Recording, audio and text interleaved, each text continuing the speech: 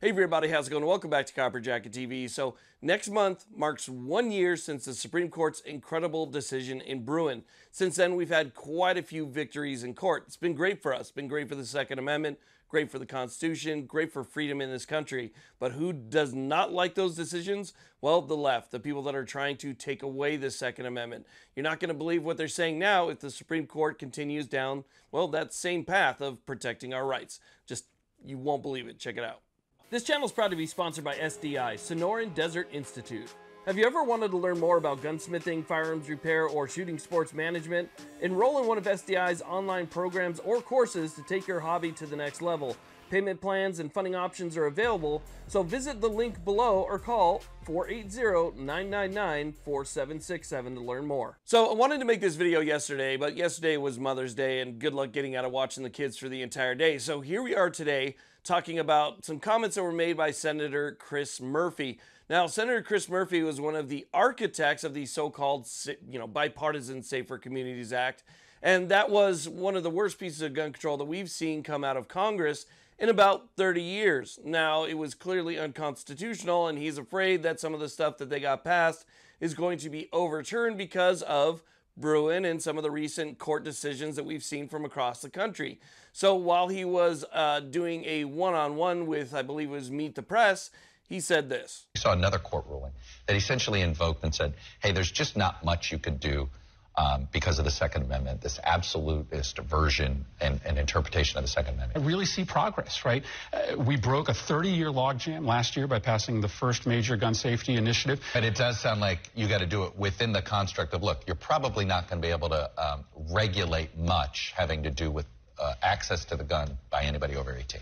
Well, listen, if the Supreme Court eventually says that states or the Congress can't pass universal background checks or can't take these assault weapons off the streets, I think there's going to be a popular revolt over that policy, a court that's already pretty illegitimate. So I have a couple questions here, and maybe you could help me out. I don't know what a popular revolt is. If you know what a popular revolt is, go ahead and leave that down in the comment section, but more so, I would like to know what Senator Chris Murphy thinks is a popular revolt.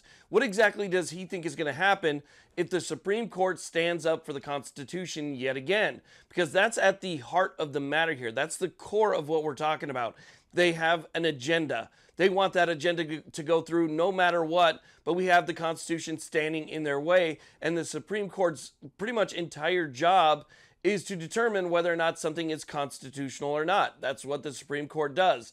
And so since the Supreme Court has a copy of the Constitution and they can read, they can see that what they're trying to do goes against the Second Amendment. And so therefore, they've been putting a stop to it. The lower courts, under the supervision of the Supreme Court, have been putting stops to it all across the country. And so now we have them being, the left being extremely upset because, well, the Constitution's being upheld. And they don't like that because it's a roadblock. It's a wall that's in the way of their agenda.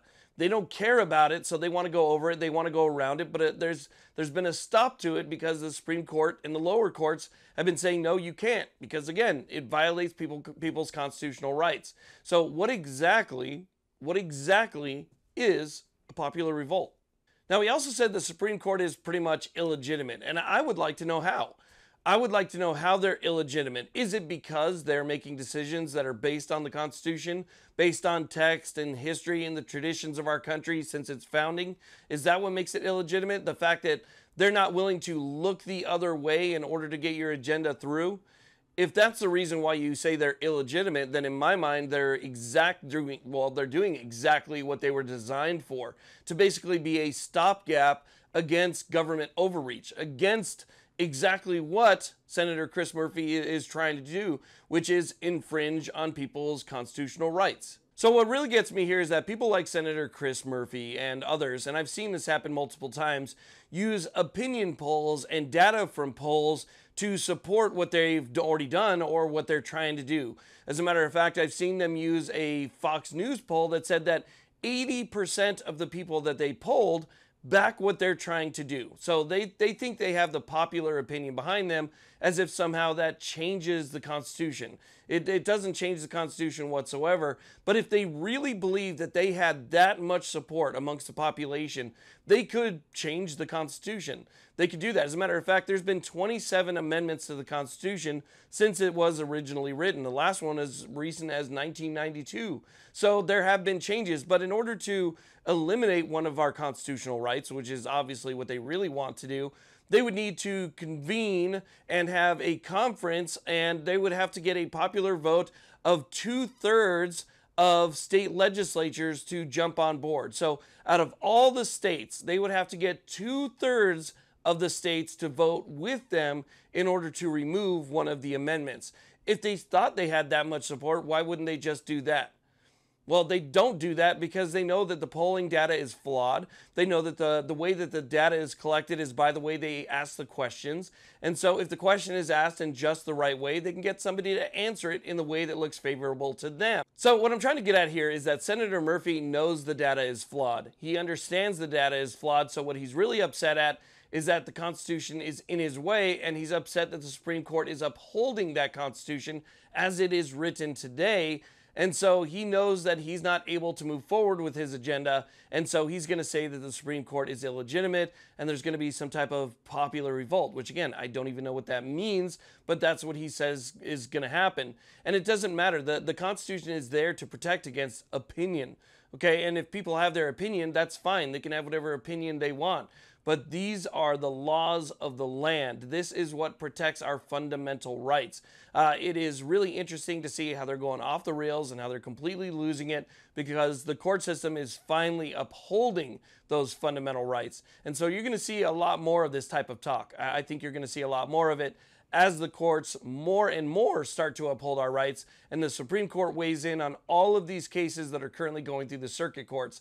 They're eventually going to have to, and when they do, and I think that it's going to favor us, you're just going to see a lot more of that same type of talk. So I just wanted to share that with you and show you exactly where they're starting to go. I mean, once their agenda starts to fall apart because the courts are upholding the Constitution, we're going to see more and more statements like this. I think that's going to happen a lot in the future. So we'll see what happens. But I think the courts eventually are going to weigh in on some pretty big cases that are going through the circuit courts. And that's going to have a lot of people pretty upset that, again, their agenda hit that brick wall called the Constitution. Thank you all again very much for watching. I do appreciate it. Please like, subscribe. Have a great day.